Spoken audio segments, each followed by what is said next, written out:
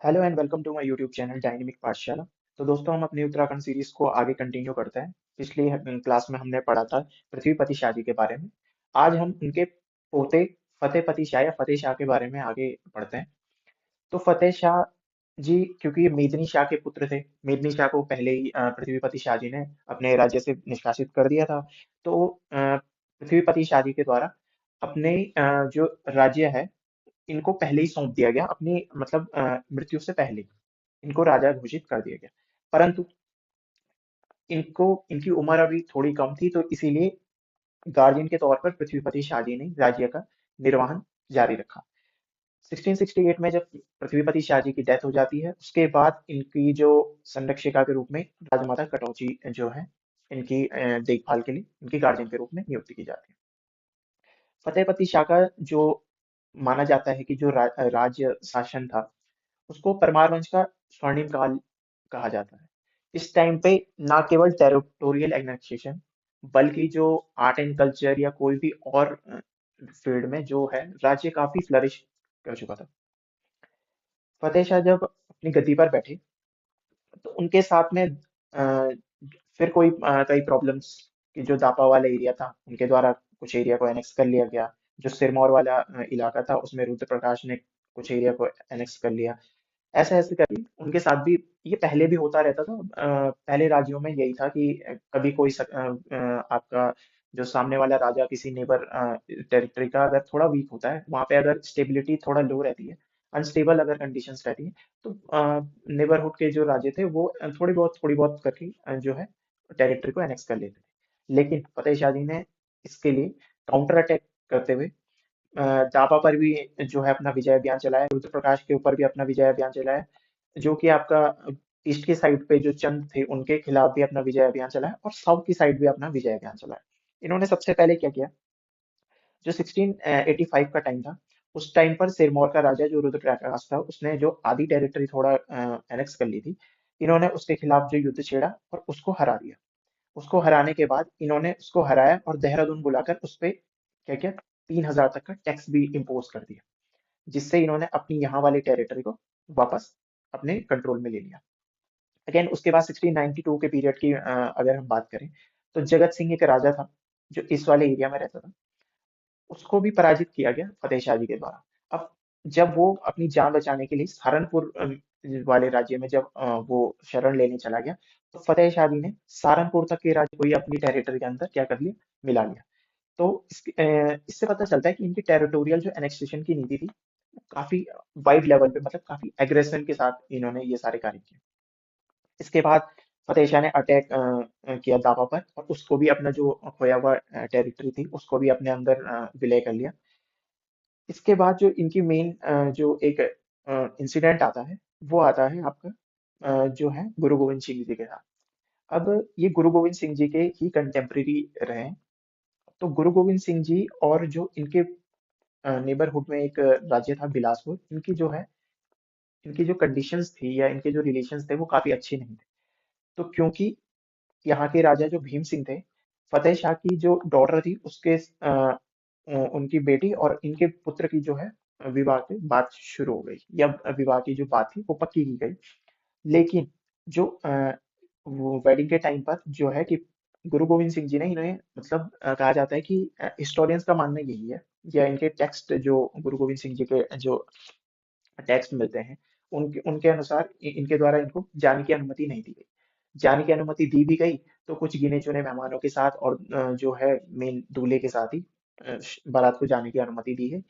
अब क्योंकि गुरु गोविंद सिंह जी अगेन फतेह शाह जी के बहुत अच्छे मित्र रहे, तो उनके द्वारा कुछ गिफ्ट वगैरह, प्रेजेंट्स वगैरह इनकी डॉटर की शादी के लिए भेजे गए, तो जिससे माना जाता है कि भीम सिंह जी हैं जो वो थोड़ा नाराज हो गए, तो इस कारण से इनको, फतेह शाह जी को, अपनी मतलब पुत्री के विवाह के मतलब उनकी रिलेशन को ठीक रखते हुए उनके रिलेशन के लिए गुरु गोविंद सिंह जी युद्ध करना पड़ा। इस युद्ध को भंगाड़ी का युद्ध भी कहते हैं, जो कि आपका, या फिर इसको पोंटा का युद्ध भी कहा जाता है कई कई टेक्स्ट में। पोंटा वाले इलाके में ये जो आपका युद्ध हुआ था, ये फतेह शाह जी और गुरु गोविंद सिंह जी के बीच हुआ था। कहते हैं कि फतेह शाह जी ने जो है इस युद्ध को संधि के तौर पर एक विराम दे दिया था, और गुरु गोविंद सिंह जी के टेक्स्ट में जो मिलता है हमें सोर्सेज, उसके हिसाब से गुरु गोविंद सिंह जी ने इस युद्ध को जीत लिया था। अगेन हिस्टोरिकल टेक्स्ट डिफर करते रहते हैं, तो इसीलिए हम मेन फैक्ट की बात करें तो भंगाड़ी का युद्ध कब हुआ, सिर्फ 18 सितंबर 1688 के टाइम पीरियड में हुआ। इतना काफी है एग्जाम की दृष्टि से। फिर माना जाता है ये कि जो 1675 के पीरियड में जो राम राय जी हैं, अब राम राय जी कौन है, जो गुरु हर राय जी के जो दो बेटे थे, उनमें से एक राम राय जी, ये फतेह शाह के दरबार में आए 1675 में। 1676 में जो फतेह शाह जी हैं, उनके द्वारा इनको देहरादून के चार गांव की जागीर सौंपी गई, जो कि झंडा साहिब के पेरिफेरी में आते थे, यानी कि जो कोर सेंटर था वो झंडा साहिब को माना जाए, उसके आसपास के चार गांवों को इनको इनकी जागीर दी गई। इस इनके द्वारा यहाँ पर, अब आप अगर मैप में लोकेशन देखना चाहते हैं तो देहरादून की इस जगह पे ये झंडा साहिब वाला इलाका है, और ये आप देख सकते हैं, ये झंडा मेला और ये दरबार साहिब की फोटो।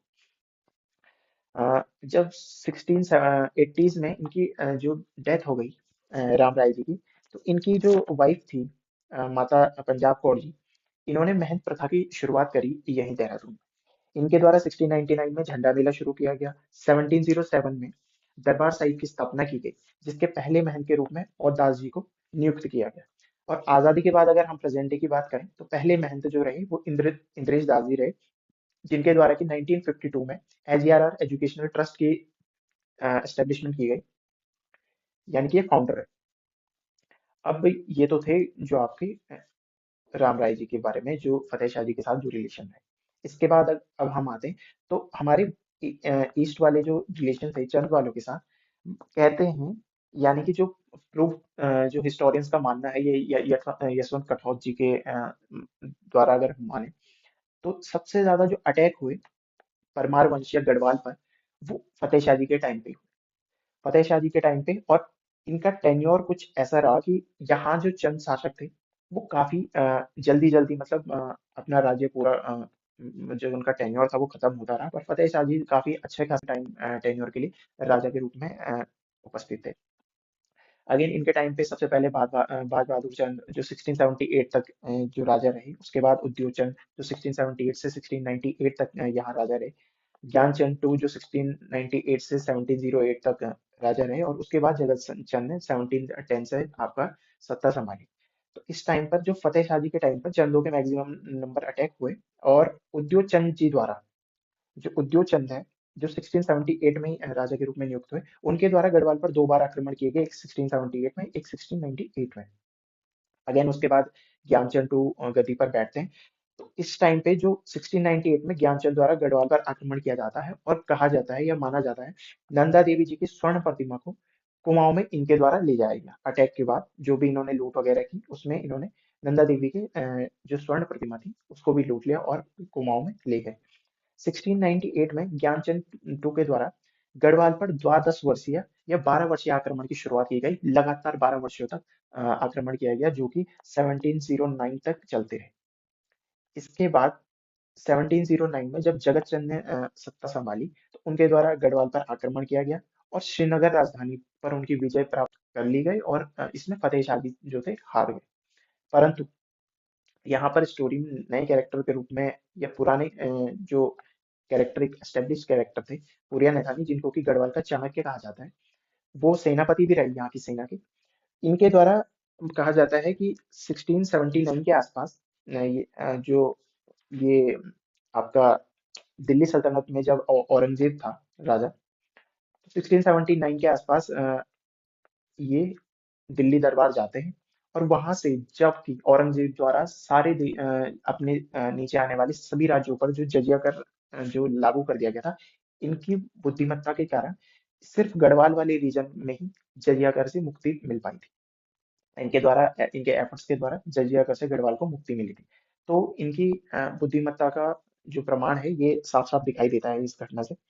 तो फतेह शाह जी को भी इनके द्वारा श्रीनगर की सत्ता को दोबारा प्राप्त करने में इनकी मदद की गई, और पुनः फतेह शाह जी को राजगद्दी सौंपी गई।